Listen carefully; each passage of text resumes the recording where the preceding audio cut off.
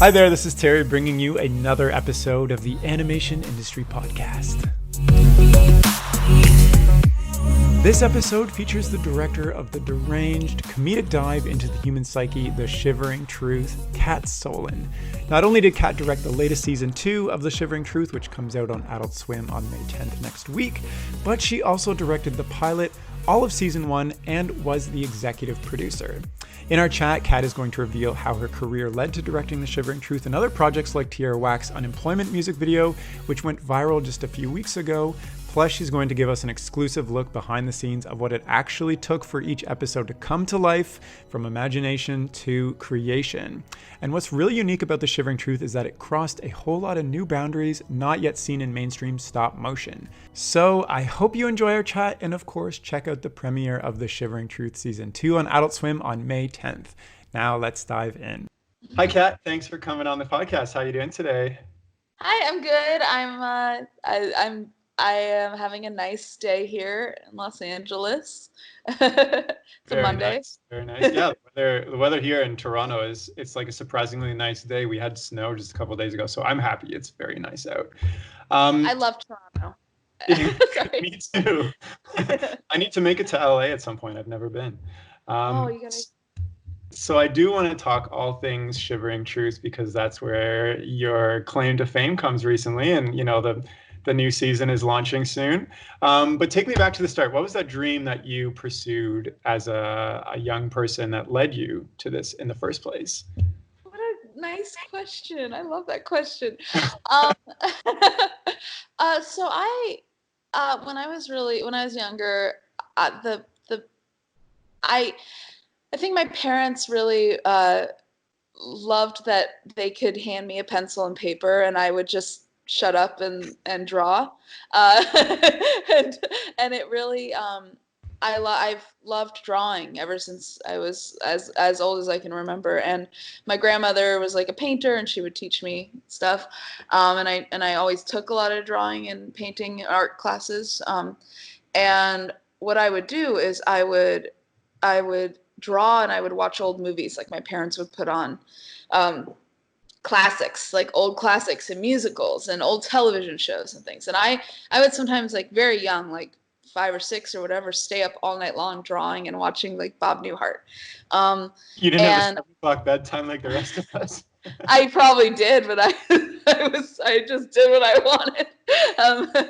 But I would just, that was really, I got, so that in that regard, I got really into fabricating while also taking in other art. And I got really obsessed with movies, and I wanted to make movies. And I also loved live action movies, and I wanted to make live action movies. And I also loved animation. And my mom one day just said to me, like, "Hey, Catherine," I was Catherine back then, do you know that animated movies they're just drawings. You draw, like, you could do this. You could just draw and make a movie. And that blew my mind. And I was like, wait, these movies, like, and that's like the first time I remember as a young kid understanding that movies are something that somebody made, and that there are tricks involved in making movies, and that those tricks are fascinating and can be really simple, but magic in that you don't see it. Like, and I just got so obsessed with needing to know how things were done in movies, and I got really obsessed with explaining to everyone like how everything is made and happens in the world, even though I didn't know at all how things were made, and I just would make it up.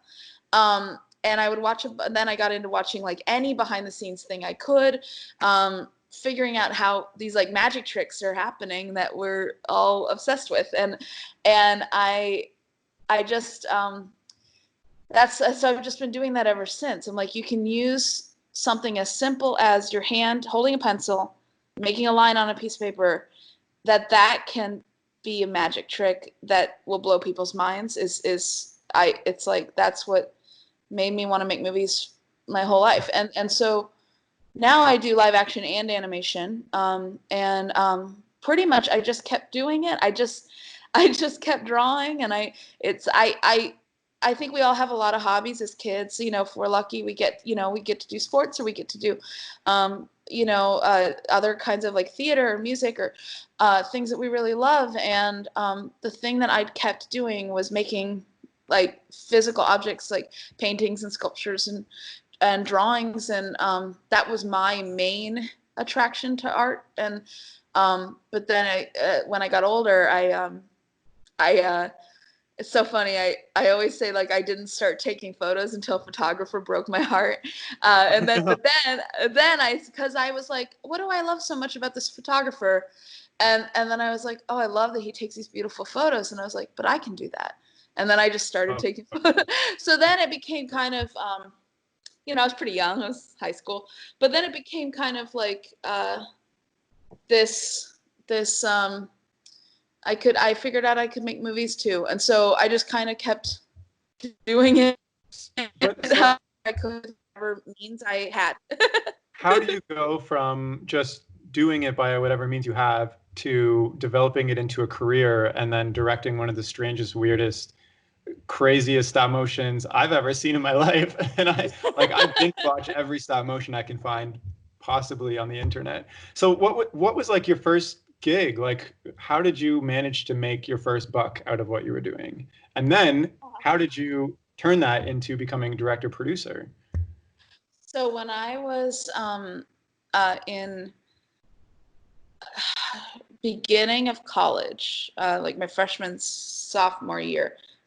year, I think freshman year, I took an animation 101 class. It was a stop motion 101 class. I went to the School of the Art Institute of Chicago, and there's a really great animation program there. I don't know how much, have you talked about that at all on your podcast? Here and there, but feel free Yeah, to pump it up.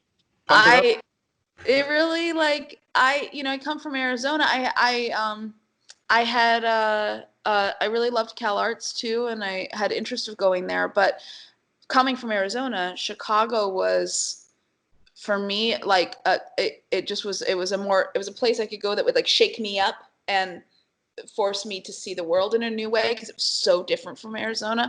And I love architecture, and I wanted to be somewhere where there were Mies van der Rohe buildings, and so I went to Chicago, and the program there is very experimental and very much focused on concepts and on critique, and not necessarily on how to work with a full crew and how to, at least at the time, this was a while ago, but it was really special. And so I learned there sort of they gave you all the tools that you needed, but and all the critique you needed, but they didn't tell you what to do, and they didn't tell you how to do it.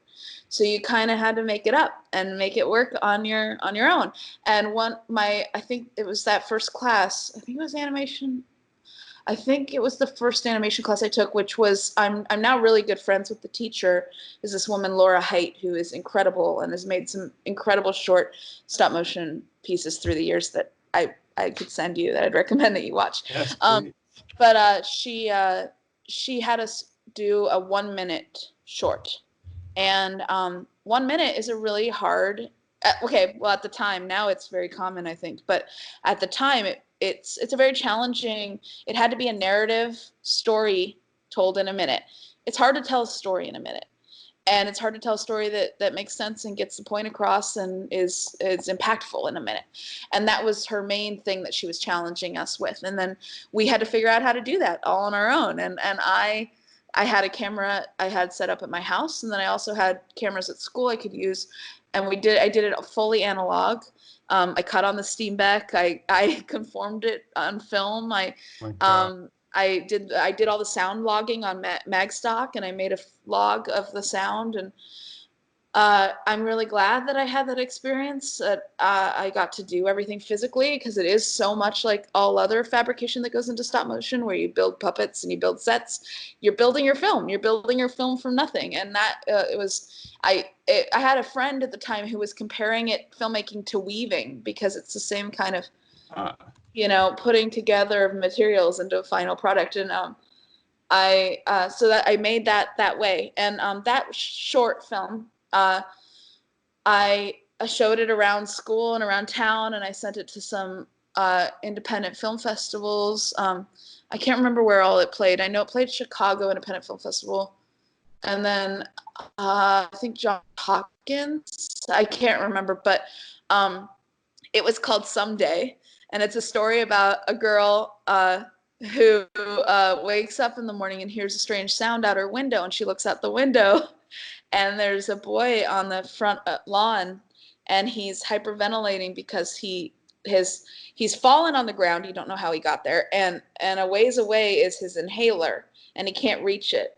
Oh my And God. so she goes downstairs and she gets it and she hands it to him, and he takes a puff, and then they fall in love, and and that's it. And then the sun goes back down, and that was the short. And I showed it to some people, and I played around, and then I had friends who were in bands and made music, and two of my friends knew Connor Oberst from Bright Eyes, and they both were like, you and Connor should work together on something. And at the time I was in college, and I was like, I want to be Stan Breckich. I didn't think about music videos. I didn't understand that was something I could do. I didn't even think of myself as a director. I was just like, I just want to make art films and experimental things. And, I knew I wanted to make movies and tell stories, but I didn't actually really think I could do it. And I didn't think there was any way that I could ever get there. It felt really far away from me. And also because Chicago's such an art school, it was the art world, not the entertainment world. And very much so the art world. And I was sort of like, I liked the art world. I didn't know, but I also kind of knew I probably wouldn't be able to get away with like being Stan Breckich, like I was like, I have to figure out how to support myself in the world and afford cameras and afford, so I got to have some commercial aspirations. And if I can actually do what I love and make money at it, then I got to try to do that. And so, but at the time, sorry, I'm jumping ahead. At the time, I was still like, oh, Connor and I can make an experimental film together. Like, he can work on the images as much as I work on the music, and that'd be really fun. And and he and I ended up meeting and talking about it. And I sent him that short Someday on a VHS tape, and and we were like, let's do an experimental film sometime, and that's it. And then we both, like, our lives caught us up, like we lost track of each other for a bit. And I moved to Berlin, and I went to school there at the Universität der Kunst for like a semester, half a year.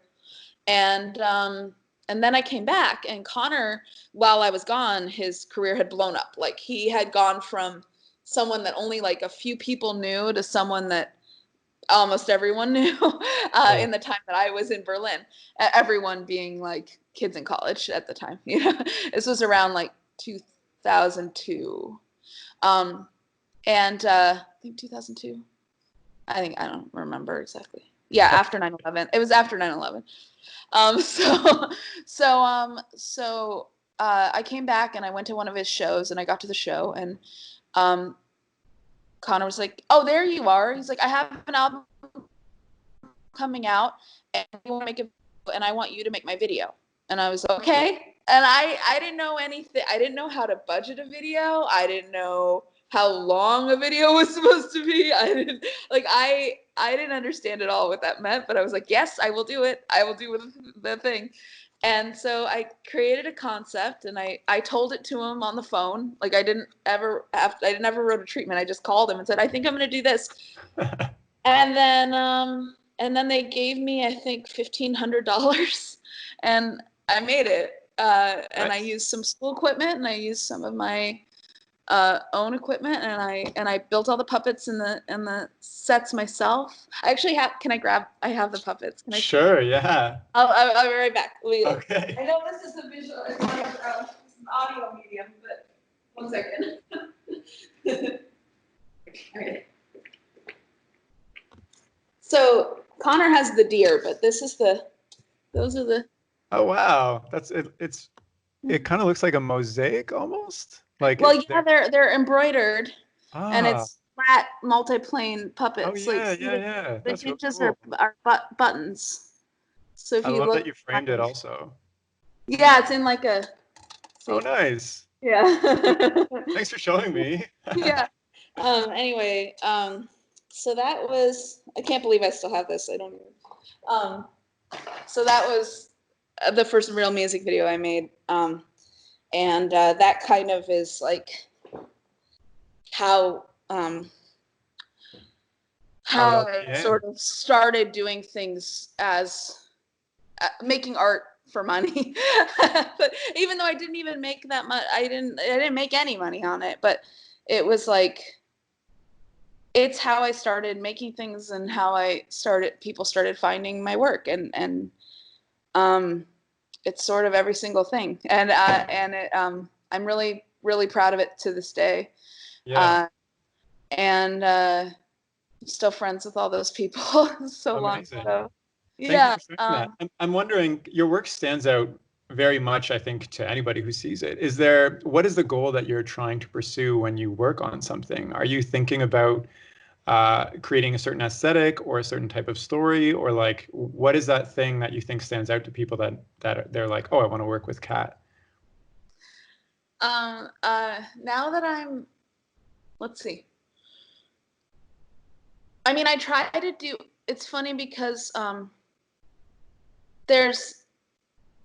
I really love being sincere in the stories I tell, and even like if it's a very funny, twisted, fucked up, messed up story, I try to tell it from the most sincere and emotional place I can, because I think the humor and the messed upness and the dark stuff will come out anyway.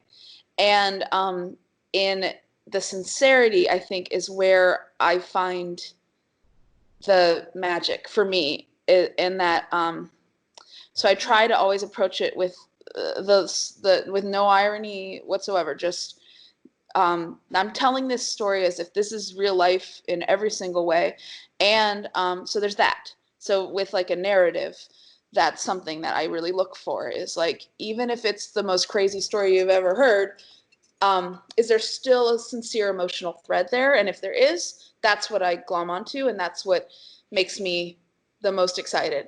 Um, but then there's also, technically, I really love, like, Vernon, who writes Shivering Truth. I love his writing because it's heady, and it's grand and big, and it sounds, when you read it, absolutely impossible. It sounds like, how it makes sense emotionally. You read it and you can take it in like you take in a poem, like when you read a poem or song lyrics, But then translating that to a visual thing is the huge challenge, and in a way that I like, that's what I crave. Like, Yeah. I love when something sounds impossible, and I have to figure out visually how to show it in a way that it doesn't feel like it could ever actually be shown. Like, it doesn't feel like something that could actually get across to anybody. But then I have to figure out how. And Vernon and I do that together on this show.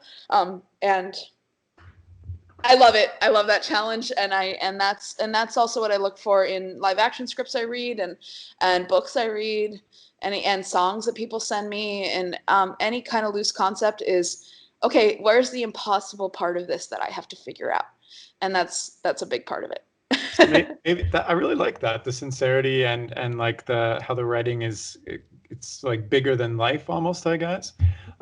Maybe now is a And good time for accepting you your to, limitations. yeah. Sorry.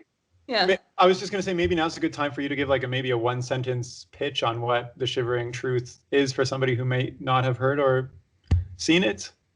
I want to hear Yeah. what you say coming out of your Um, own mouth. uh, so what I've always said, um, is that it's sort of like a Twilight Zone, but if like the Twilight Zone was eating its own tail and then like shitting out diamonds. Like, Interesting. it's sort of like, it's a I, it's a it's like a um a self-aware Twilight Zone that is also like putting on a hat and doing a little dance for you, you know, like that's Fair kind enough. of what it is. Yeah. And And also, I really like I that. feel like stop motion has always been kind of heralded as the creepy form of animation, and I feel like you really take that to the nth degree with the show. Yeah. Can, It can you is tell me the really story of how creepy. you ended up becoming director and producer on the show? You know, I was already directing everything that I was making when I met Vernon, Hmm. and we So how decided did you meet? we met through a friend who was working just as a producer, as an animation producer, who Amazing. I had met at a general meeting, and we just became friends. And then he was like, "You got to meet Vernon. You guys, I think, would work really well together." And I think he probably said the same thing to Vernon. And then we met and we got along really well. And it took us 7 years to develop the show, Wow. and to make the show, to actually make the show between when we met and when we actually did it. And it we did that by sitting together and just brainstorming and coming up with crazy ideas and sharing art and music and stuff that we really loved. And we wanted it to be uh, we wanted it to be unique to animation and to stop motion specifically. We wanted to make the most animated show you could think of. Like we wanted to really push it as an animated show. Uh, like push the medium as far as we could. And I feel Yeah. like we still do that all the time. We're always like trying to do something that you could both only do in stop motion, but also no one has really done yet in stop motion. Like we kind of try to find that sweet spot. Can you give an example of what that might be? Something that you can only do in stop Well, like motion, but for nobody's example, like done? yeah, well, like sometimes like in the pilot, like when the puppets have guts, like when they Right. like when the puppet gets like cut open and there's guts inside, there's no guts inside that puppet, you know, like things like that that really push it. Or in season 2, there's a guy whose like arms stretch out in an impossible way, and the type of puppet he is, like that's not physically possible. Yeah, and so we love to establish the rules of the show, establish like these are what the puppets look like, and then push that and mess with it, and but have it all also make sense to the story, or be in service of the story. That's interesting because with stop motion, it's more costly and timely to create a puppet that can kind of squash and stretch because most of the time you just have a puppet and you just move it around. So are you specifically trying to mimic other forms of animation in stop motion or just kind of say like, look, this can be done in stop motion, but at the same time, is it a risk to do these things? We love that the world is so looks the neutral version of the Shivering Truth world looks so mundane Yeah. that we really like taking that and then sort of Looney Tunesing it up, like turning it into kind of a cartoon. But it has to look mundane first. You have to establish it as a normal place first before you mess with it. So that's kind of I guess that does that answer it a little bit? That it I guess kind so. of I think. I'm also wondering, is it like when you're talking to you're also the producer and you're like, this scene, I want the arms to stretch out. And they're like, oh, well, we're gonna have to build another puppet and then like another puppet on top of that and then build these extra arms. And you're like, get it done anyways. I wish I could be like get it done anyways. My job is like script says this, like says that this has to happen. Um, here's here's the resources that we have in order to make that happen. You Yeah. can see that we don't have the resources to make that happen. That's when I have to come in and say, okay, what about if we did it this way? Or what about if we did it this way? What if we shot it like this? What if I try to use every single bit of experience I have to find it. And sometimes I can't. And I luckily have had the greatest fabrication crews and animation crews that they also bring those kind of ideas to the table, and they really help us find a really cool way to do something that is like not uh, uh, responsible, like in a production way. Like it's sort of like we we have to problem solve in a way that won't make us break the bank, but also will still show the effect in the way that we're hoping to show it. So, oh, sorry, go ahead. No, I'm so it's like, okay, we can't afford to do it this way. We can't afford to make 10 versions of this puppet, so how can we do it with 2 versions of this puppet? And then you're like, well, okay, so if the second puppet, he's only used for this and this effect, then the first puppet, that's good, but we should probably also make a separate face for him, because we're using him so much, if his face gets messed up, we're gonna need another face for him.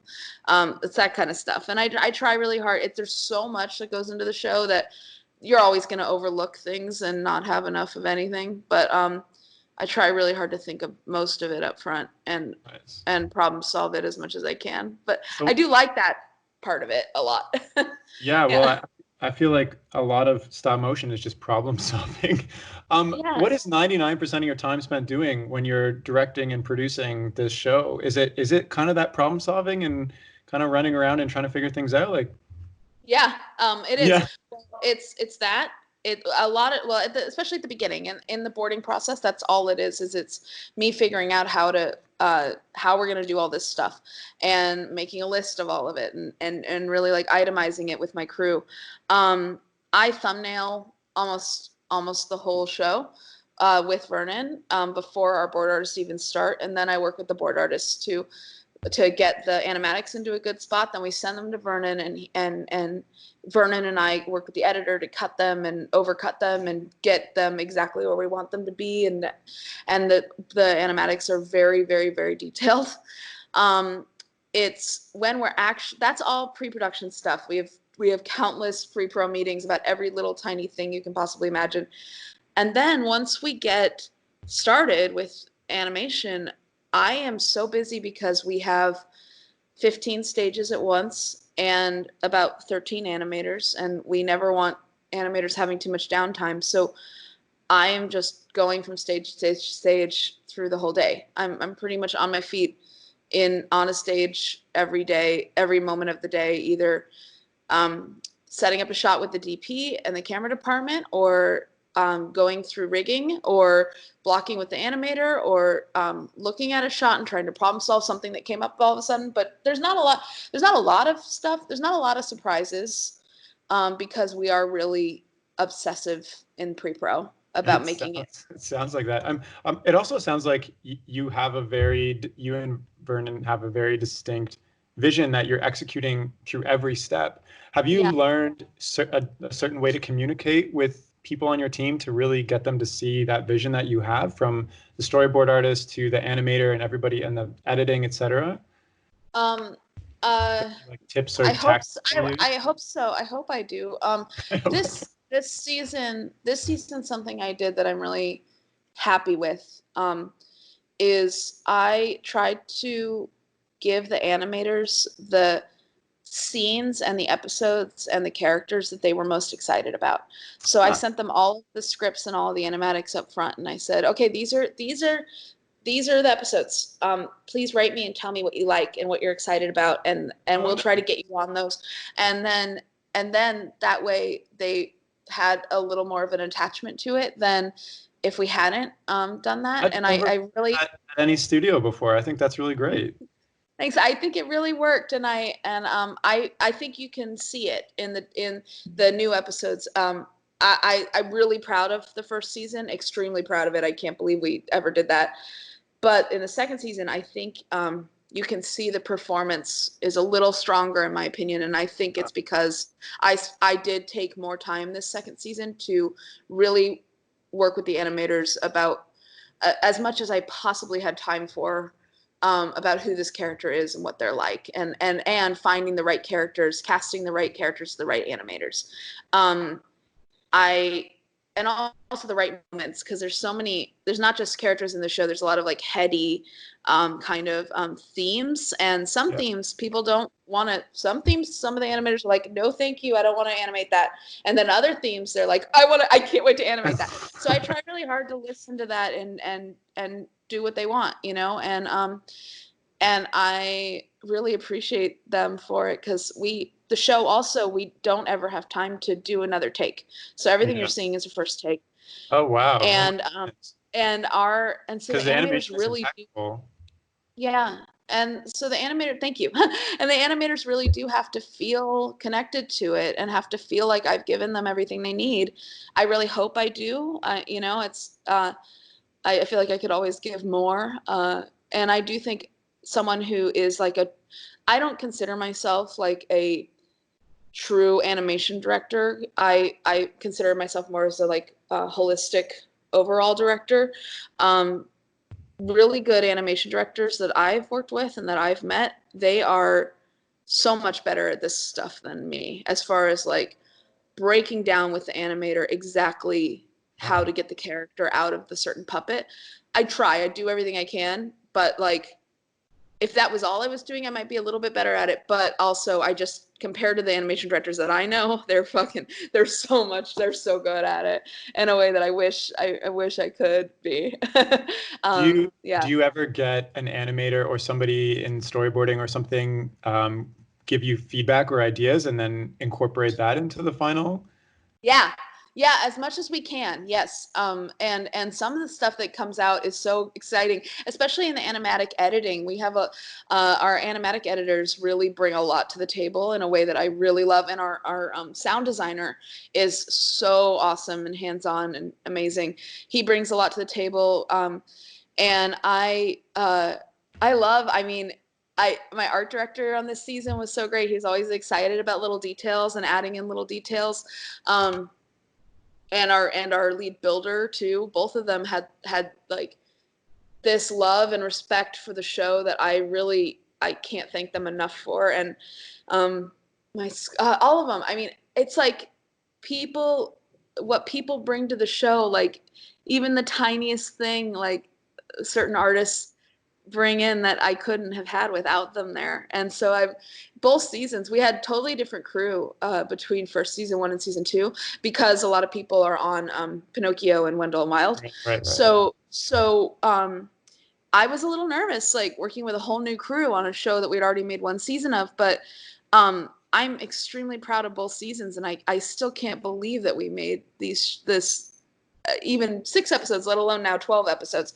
So I'm so insanely proud of this show. Actually, Yeah, 13 all that told. sounds almost terrifying. Like you work with all these people in season one, and then they're like, "Goodbye." Here's a It whole was bunch of new scary. people that don't know anything. So I Yeah. guess for you working on the second season now, and you know it's coming out soon. What was the biggest thing you learned about yourself or career wise working on this the second time around? Oh, I love that question.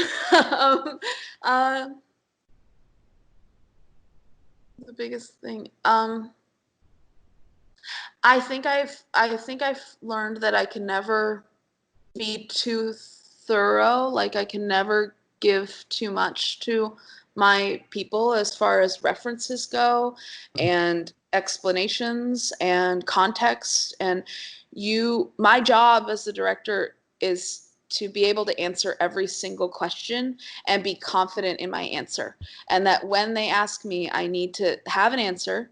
And I also need to know that that's true, and not kind of not go and change it over and over and over and over. I can't. I've worked on enough projects with people that do that to know that that's just doesn't work. And so my only job as director is to know what I want. And so I have to make sure I always know what I want. And I feel like you can only get better at that. And every time I do it again and again, I get better and better.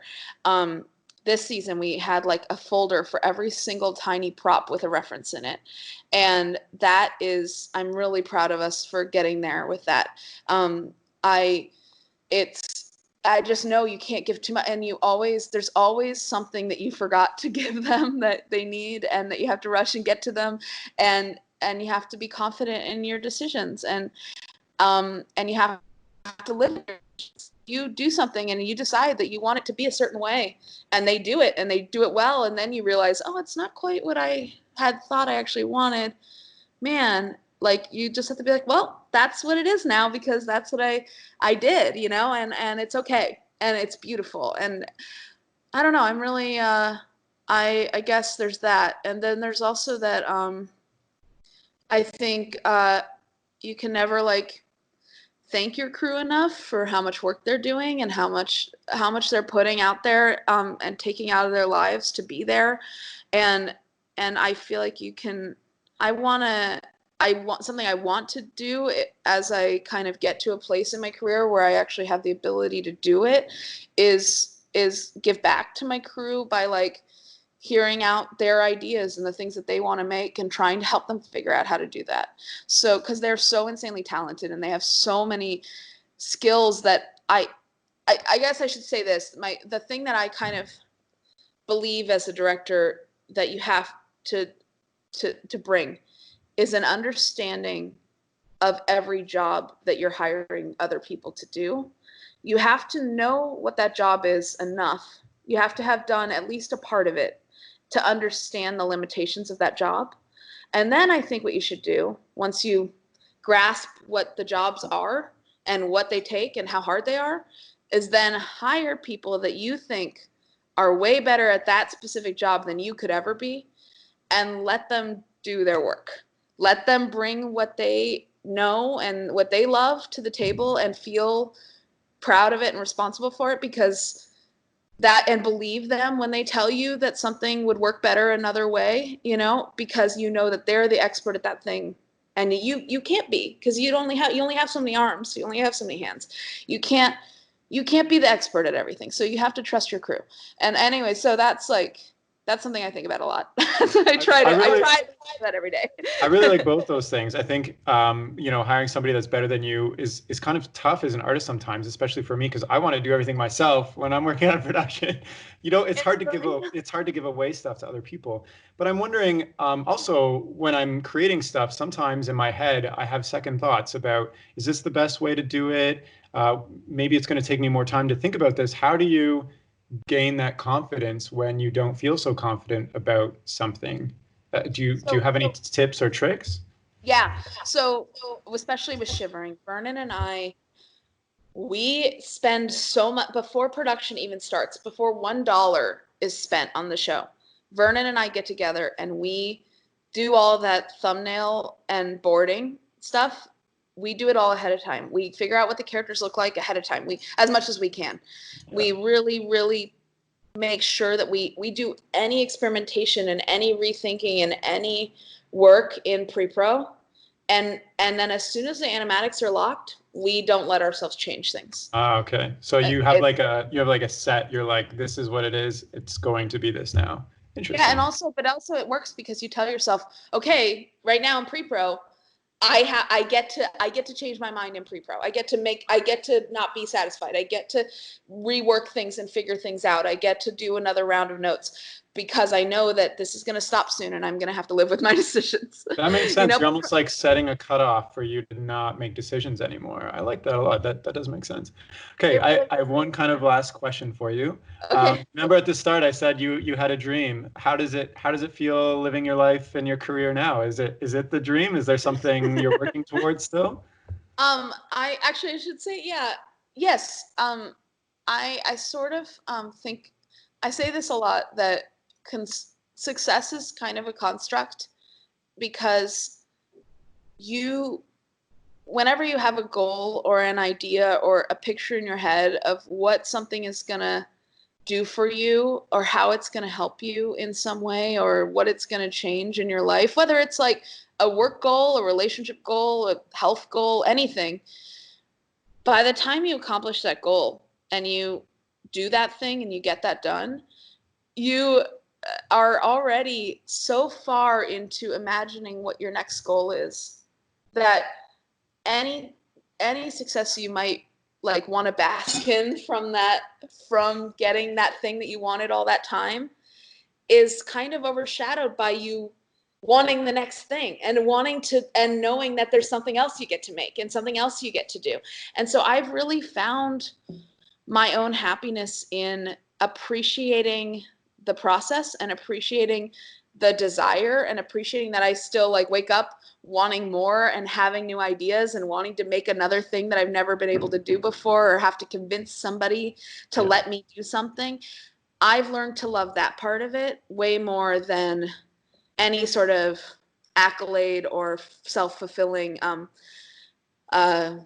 satisfaction thing that I just don't. I'm usually already on to the next thing, and it's helped me at least because this industry is not easy, and if you're waiting around for benefits and rewards, then you're never ever going to be happy, and if you're not happy, then you shouldn't do it, so I try to stay happy in just the process of it and the making of it and the individual day-to-day funny things that happen in That was the most wholesome answer I could have ever asked for. That was fantastic. Sorry, I hope it helped. No, that was great. So what is next for you now that Shivering Truth is under your belt twice now? Well, I'm sure Vernon and I will do more stuff together sometime. We'll see. We talk about it all the time. At the moment, everything's on hold because of the COVID stuff.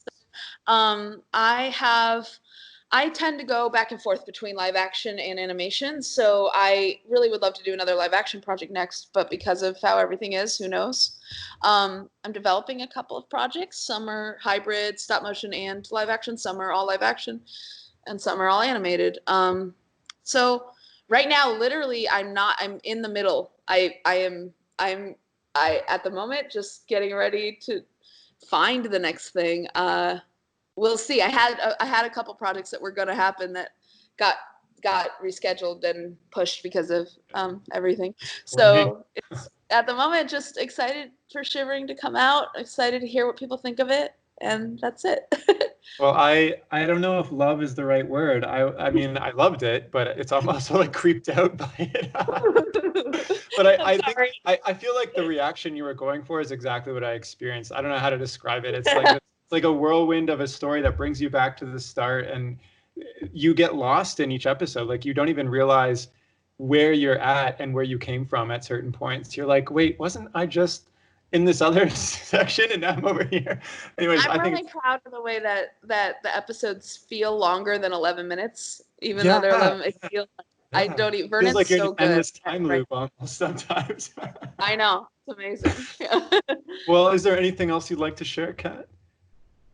No, but I really I love people that are trying to make it in animation, and I'm here, and I want to. I don't know. I just want them all to know that I've done it and I've been here and I know how hard it is, and I hope they keep doing it. And amazing. Don't give up. Is there something you want to say specifically, like that helped you and your journey to kind of get here?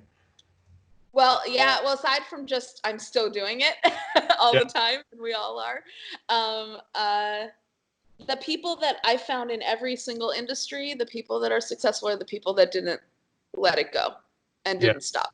And that's really it. So just keep doing it and putting out stuff every day, and also keep taking in stuff every day and watching things and loving other people's art, because that's the only thing that's going to inspire you. You can't like, make something about nothing. So you can't just love animation. You have to love everything else too. Like really look for Thank stories. you so much. That was a really nice note to end on. Well, thank you so much for coming on the podcast, Chad. It's been a fantastic chat. I've loved to have you. Thanks for having me. Yeah. And if you're listening and you'd like to follow Kat's work or get in touch with her, you can do so by checking her out on Instagram or Twitter. And I'm going to include both those links in the description of this chat. And also look out for the season 2 premiere of The Shivering Truth on Adult Swim on May 10th, which is coming up really soon. And that's all for now. Thank you so much for listening. Okay, bye.